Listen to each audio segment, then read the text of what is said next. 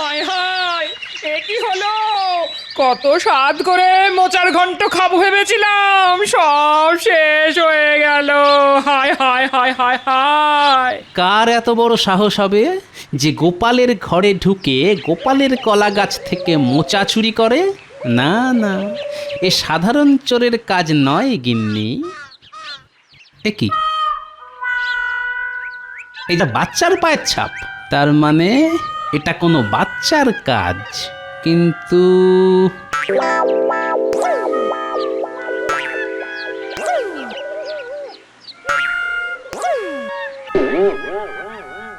করে দিন পণ্ডিত মশাই, আর এমন হবে না। যেমন দাদু তার তেমন নাতি নাতনি। দাদু রাজসভায় দেরি করে আসে আর নাতি নাতনিরা পাঠশালায়। না না না না, আমি তোদের আর ছাড়বো না। তোদের আজ কান ধরে পাঠশালার বাইরে দাঁড়াতে হবে, এটাই তোদের শাস্তি।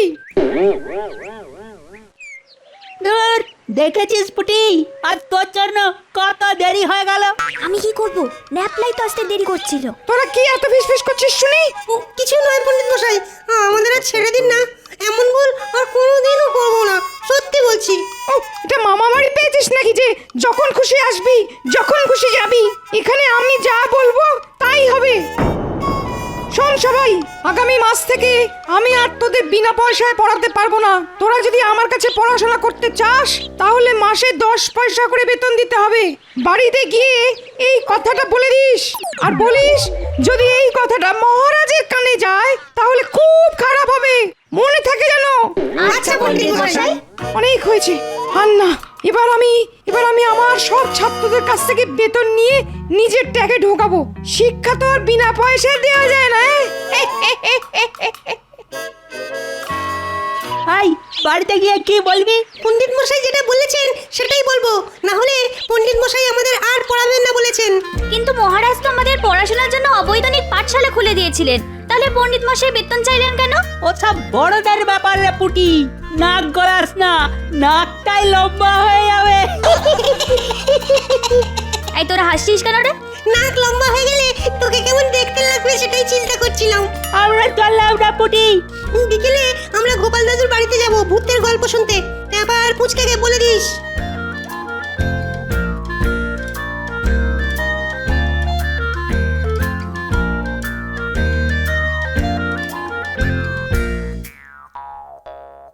আয় আয় মা আয়, আজ পাঠশালায় কেমন লেখাপড়া হলো শুনি।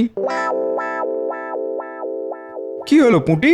বাবা জানো, পণ্ডিত মশাই বলেছেন আগামী মাস থেকে 10 পয়সা করে বেতন না দিলে আমাদের আর পড়াবেন না। সে কি 10 পয়সা? সে তো অনেক। আমি অত পয়সা পাবো কোথায় মা? না না না না, এমন তো হওয়ার কথা ছিল না। মহারাজ তো পড়ালেখা করার জন্য 1 পয়সাও কারোর কাছ থেকে কোনোদিন চাননি, তাহলে পণ্ডিত মশাই কেন চাইছেন? তবে কি মহারাজের কাছে একবার যাব, গিয়ে পা ধরে ভিক্ষা চাইবো? না হলে যে আমার মেয়ের পড়াশোনা বন্ধ হয়ে যাবে। না না না না, তুমি মহারাজের কাছে একদম যাবে না বাবা। পণ্ডিত মশাই বলে দিয়েছেন এই খবর যেন মহারাজের কানে না যায়। তবে এবার কি হবে গো?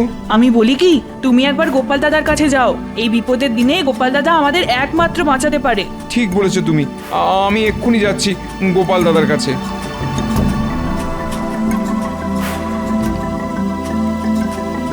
ও গোপাল দাদা, গোপাল দাদা, আরে বাড়ি আছো? মানুষটা গেল কোথায়? এদিকে ঘরের দরজা যে খোলা, নিশ্চয়ই ভেতরে আছে। যাই একবার ভেতরে ঢুকে দেখি।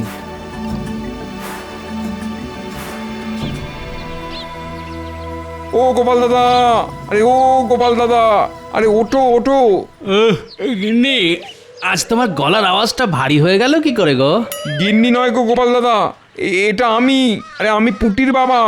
হ্যাঁ, ও তাই বলো। তা তুমি এই সাত সকালে আমার বাড়িতে কেন? বড় বিপদে পড়েছি গো গোপাল দাদা। তাই নাকি? তা কি বিপদে পড়লে শুনি? পণ্ডিত মশাই পুঁটিদের পড়াশোনার জন্যে আগামী মাস থেকে বেতন বাবদ 10 পয়সা করে চেয়েছেন। বেতন দিতে না পারলে উনি আর পড়াবেন না। আমি গরিব মানুষ, নুন আনতে পান্তা ফুরোয়। আমি যদি মাসে 10 পয়সা পুঁটির লেখাপড়ার জন্য খরচা করি তাহলে আমাদের সংসার চলবে কেমন করে গোপাল দাদা? হ্যাঁ, বলো কি ভাই? তা তুমি এই কথাটা মহারাজকে জানিয়েছো? না গোপাল দাদা, পণ্ডিত মশাই বলেই দিয়েছেন এই খবর যেন মহারাজের কানে না যায়। ও এই ব্যাপার। পণ্ডিতটা দেখছি দিন দিন মন্ত্রী মশাইয়ের মতন হয়ে যাচ্ছে। ঠিক আছে, তুমি নিশ্চিন্তে বাড়ি যাও, যা করার এবার আমি করছি। তুমি তুমি একটু দেখো গোপাল দাদা, না হলে আমরা সবাই পথে বসবো। দেখতে তো আমাকে হবেই ভাই। মহারাজ রাজ্যের সব বাচ্চাদের বিনামূল্যে শিক্ষা দেবেন বলে পণ্ডিতকে পাঠশালায় বসিয়েছিলেন, আর সেই পণ্ডিত কিনা বেতন চেয়ে বসলো? না না, এত সহজে আমি পণ্ডিতকে ছাড়বো না, এই বলে দিলাম।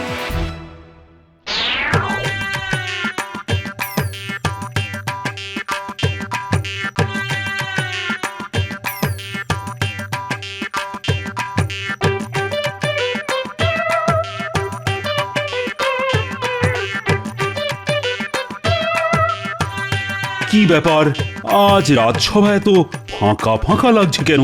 লাগবেই তো মহারাজ, আজ গোপাল আসেনি তো।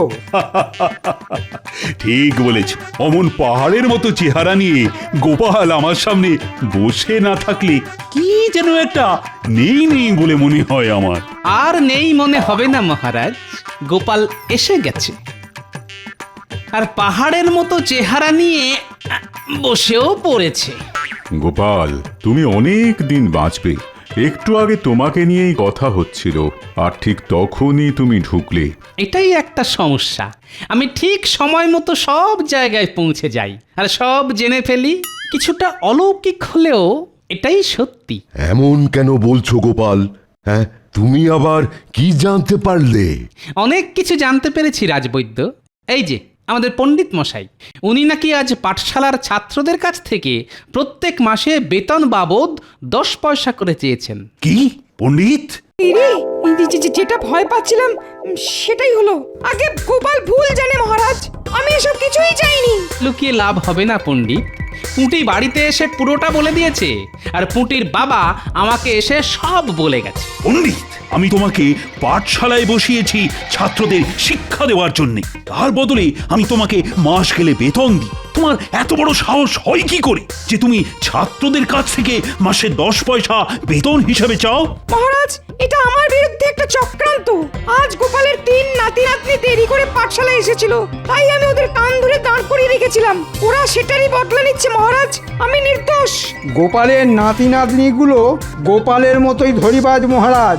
একবার তো গুলতি দিয়ে মেরে আমার মাথায় আলু বসিয়ে দিয়েছিল। বেশ, আমি দুজনের কথাই শুনবো এবং সত্যি মিথ্যে নিজে যাচাই করে দেখব। কোথায় চললেন মহারাজ? আমি নিজে ছাত্রছাত্রীদের বাড়িতে বাড়িতে যাব, গিয়ে তাদের সঙ্গে কথা বলবো। পণ্ডিত, গোপাল, তোমরাও আমার সাথে চলো। চলুন মহারাজ, এবার দুধ আর জল আলাদা হয়ে যাবে।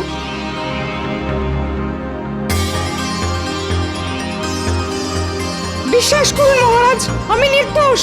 সেটা তো সবার সঙ্গে কথা বলার পরই জানতে পারবো পণ্ডিত। ওই তো একটা বাচ্চা দাঁড়িয়ে আছে। পণ্ডিত, এই বাচ্চাটা কি তোমার পাঠশালায় যায়? যায় মহারাজ, ওর নাম ভোমল। এই ভোমল, এদিকে আয়।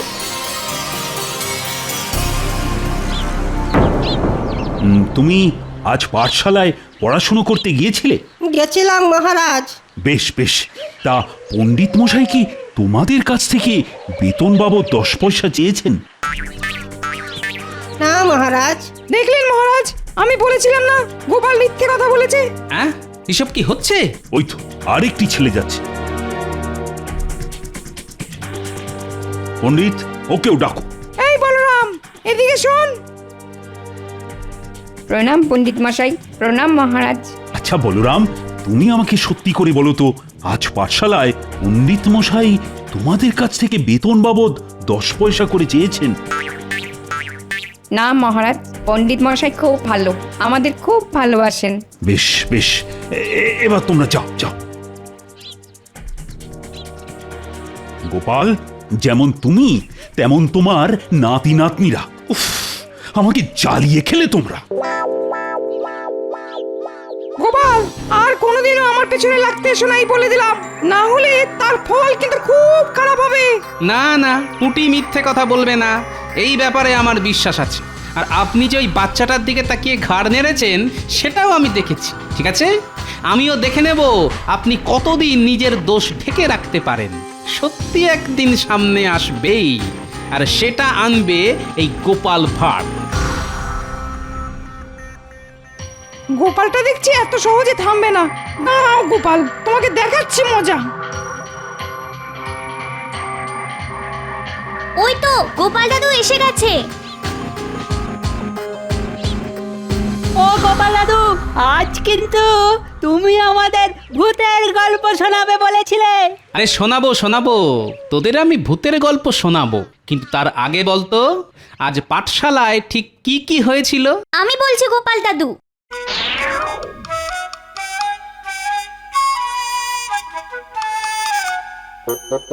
আর পণ্ডিত মশাই আজ আমাদের কি বলেছে জানো?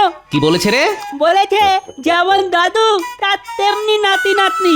দাদু রাত সবাই দেরি করে যায় আর নাতি নাতনিরাও পাঠশালায় দেরি করে আসে। কি এত বড় কথা? এবার একটা কিছু করতেই হচ্ছে।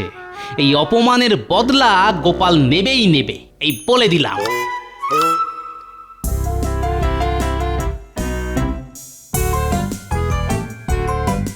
আমিও গোপালকে ছাড়বো না, কিছুতেই না। বেটার লম্বা নাক আমি ভোঁতা করেই ছাড়বো। গোপালের কলা গাছে মোচা ধরেছে। আজ রাতে আমি ওটাকে হাত সাফাই করব, কিন্তু একা একা কিছু করা যাবে না। আছে আছে, ভম্বল আর বলরাম তো আছে, ওদের আমি আমার দলে টেনে নেব। ওদের বেতন লাগবে না শুনলে ওরা আমাকে আমার কাজে সাহায্য করবে।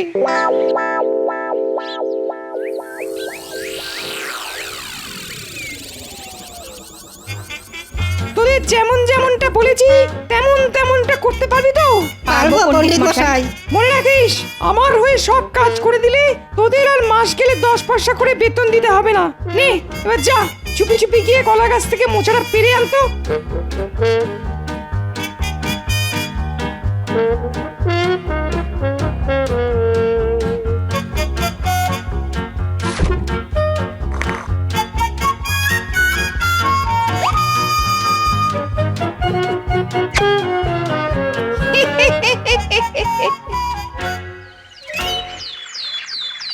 হায় হায়, এ কি হলো?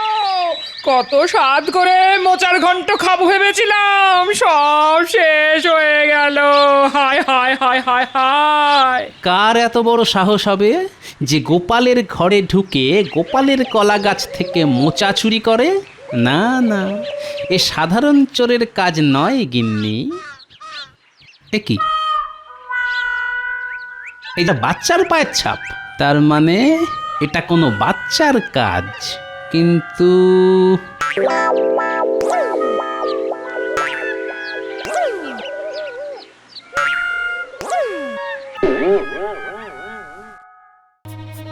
এবার আমাদের কি করতে হবে পণ্ডিত মশাই? চল না, চল, গেলেই দেখতে পাবি। দুপুরবেলা খেয়ে দিয়ে গোপাল ঘুমায়, আমাদের শুধু গোপালকে ঘুম থেকে তুলতে হবে। কিভাবে তুলবো পণ্ডিত মশাই? এইভাবে।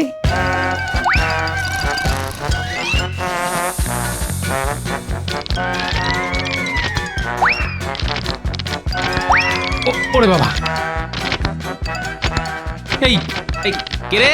কে আমার ঘরের চালে পাথর মারছিস রে? এই তো আমাদের রাজপণ্ডিত, সঙ্গে ওই বাচ্চা দুটো আছে দেখছি। কি সর্বনাশ হলো গো, চাল কুমড়ো গুলো সব পাথর লেগে থেতলে গেল গো। হায় হায় হায় হায় হায়। গিনি গিনি, আর কান্নাকাটি করে লাভ নেই, অনেক সহ্য করেছি, আর নয়, এবার কিছু একটা করতেই হবে। হ্যাঁ, কোথায় চললে শুনিয়া? বদলা নিতে।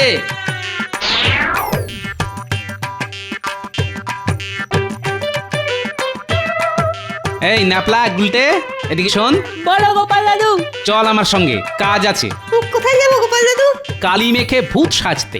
তোরা ভূতের গল্প শুনবি বলছিলি না? এবার আমি তোদের ভূতের গল্প শোনাবো না, বরং দেখাবো। এবার আমি রাজপণ্ডিতকে এমন শিক্ষা দেব যে আমার বাড়িতে ঢিল মারার আগে দুবার ভাববে। তোমাকে তো পুরো ভূতের মতন লাগছে গো দাদু। আর তোরা হলি ভূতের দুই ছোট ছোট নাতি। ওরে বাবা রে,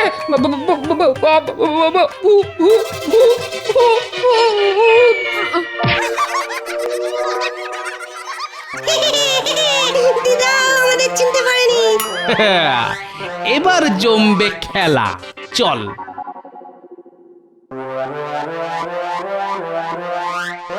দেখেছো রানী, দেখো আজ আকাশে কত বড় চাঁদ উঠেছে।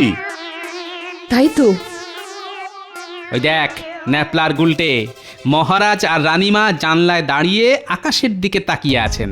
চল এবার ওনাদের দেখিয়ে রাজবাড়ির ছাদে পাথর ছুঁড়ে মারি।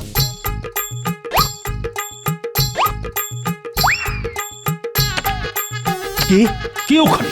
কে? কার এত বড় সাহস? ওই দেখুন, নিচে 3 জন দাঁড়িয়ে আছে, 2 জন বাচ্চা আর একজন বড়। দেখুন দেখুন, ওদের মুখ পুরো কালো, পরিষ্কার বোঝা যাচ্ছে না। এবার আমরা কোথায় যাচ্ছি গোপাল দাদু? মহারাজ হয়ে গেলেন, এবার রাজসভার সব সদস্যদের পালা।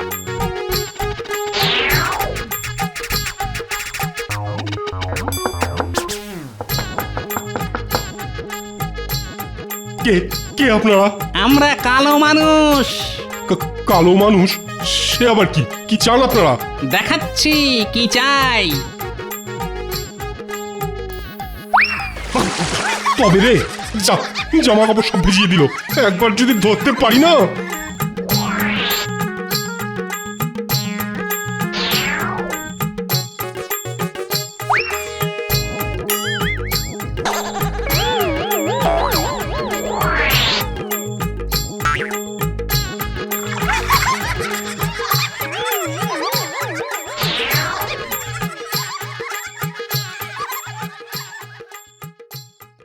না না না, আজ মহারাজকে বলতেই হবে। হ্যাঁ বলতেই হবে। হ্যাঁ বলতেই হবে, ছাড়বো না। কাল রাতের ওষুধে বেশ ভালোই কাজ হয়েছে দেখছি। এবার শুধু আজ রাতের অপেক্ষা। আজ রাতে মোক্ষম চালটা চালতে হবে।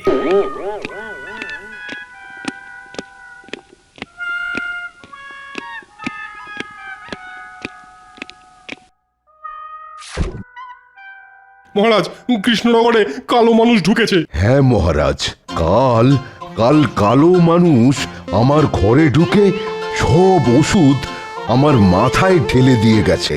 শুধু কালো মানুষ নয়, সঙ্গে তার 2 জন ছোট ছোট ছাকরেদও আছে। হ্যাঁ, তোমাদেরও? কাল 3 জন কালো মানুষ আমার জানলা উদ্দেশ্য করে পাথর ছুঁড়েছে।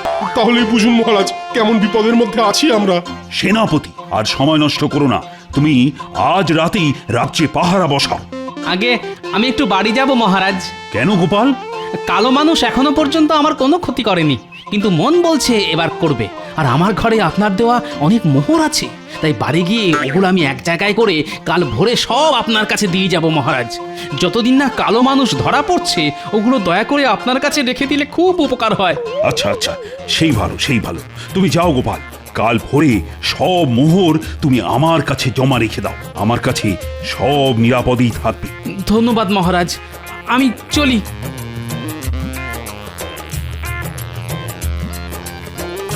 গোপালের কাছে অনেক মোহর আছে। না না, এই সুযোগ ছাড়া যাবে না। মহারাজের কাছে জমা দেওয়ার আগেই আমি আজ রাতে সব মোহর গোপালের ঘর থেকে চুরি করব।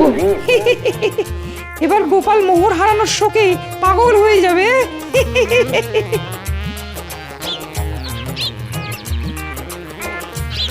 ও গোপাল দাদু! ও তোরা এসে গেছিস, ভালো করেছিস। শোন, আজ রাতে আরেকটা ছোট্ট কাজ আছে। রাতে গুলতি নিয়ে আমার বাড়িতে চলে আসিস। কি কাজ সেটা তো বলো। বলছি শোন।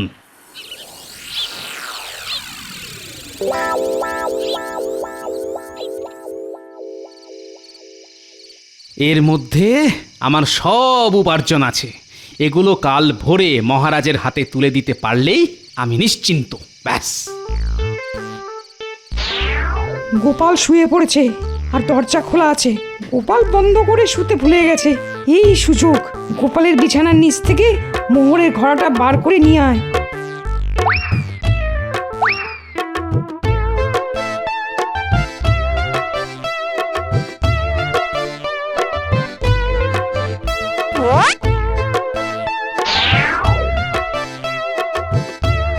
যা যা, নিয়ে যা নিয়ে যা। ওর ভেতরে এমন জিনিস আছে যেটা একবার তোদের গায়ে পড়লে আর সহজে উঠবে না। এবার এই সব মোহর আমার।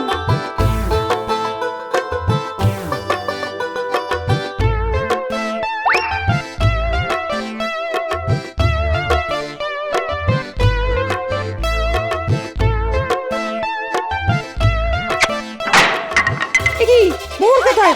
এই যে আলকাতরা। ওই তো কালো মানুষ আর সঙ্গে দুজন সাগ্রেদও আছে। ধর ধর ওদের।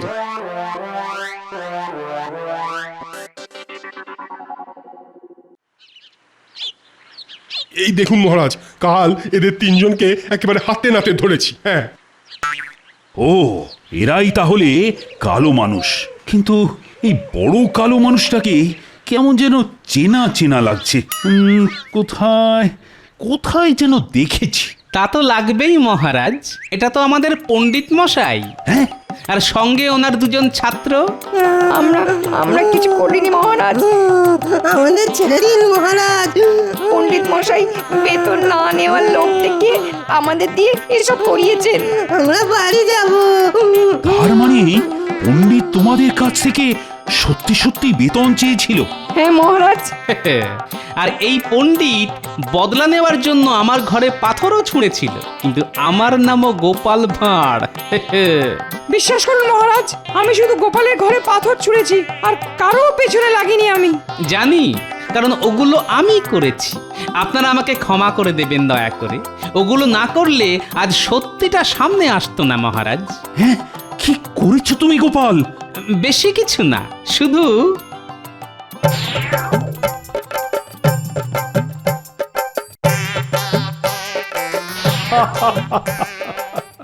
সাবাস সাবাস গোপাল সাবাস।